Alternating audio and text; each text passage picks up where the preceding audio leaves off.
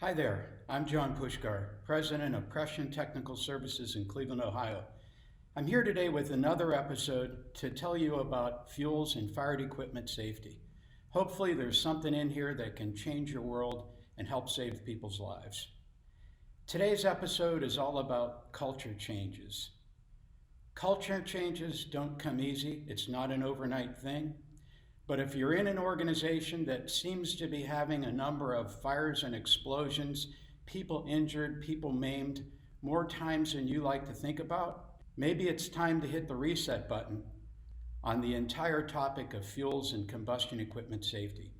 Over the past 40 years, I've found that the hundreds of organizations that I've worked for have really fit neatly into two categories. Those that have never had to have been taught with the loss of life or the maiming of people, that this is an important topic and needs to be addressed. And then, of course, the other ones who came on bended knee as a result of tremendous chaos within the organization. I can fix them both, but I'd rather work with organizations who have not yet had that terrible tragedy that really didn't need to happen. If you want someone to come in with an independent, objective view and tell you things that are very tough to hear, I'm your guy. I've done that for the CEOs and C-suite executives of many Fortune 500 companies. Let's face it, your safety people and risk management people might be relying on the wrong advice. This is very specialized advice. It needs to come from someone who's been there, done that many times in many situations, and that's been my experience over 40 years. I've helped some of the largest public companies in the world hit reset and implement new PPE programs. And that's not this kind of PPE program that we've all learned about in COVID experience. No, it's the kind of PPE program in my book, Fuels and Combustion Equipment Safety, What You Don't Know Can Kill You. What I'm talking about is people, policies, and equipment. People are the key to it all. You need to invest in training for people. You need to validate their knowledge.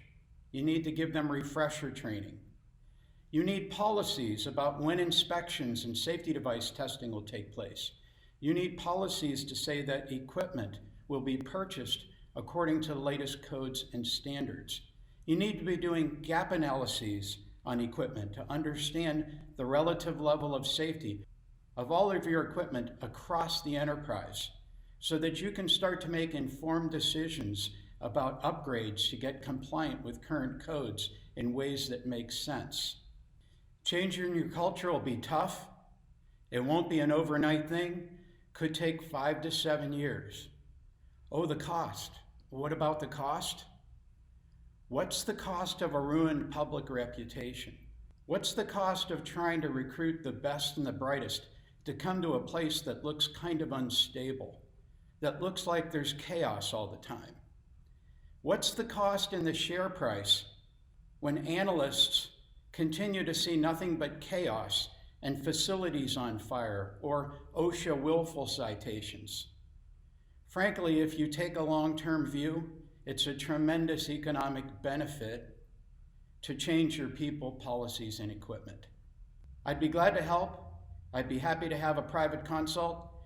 You can email me at jpushkar@prescientts.com. The start of this is a meeting with an overview of incidents that you've had, an assessment of what needs to be emphasized first, people, policies, or equipment, and then a short-term and a long-term plan.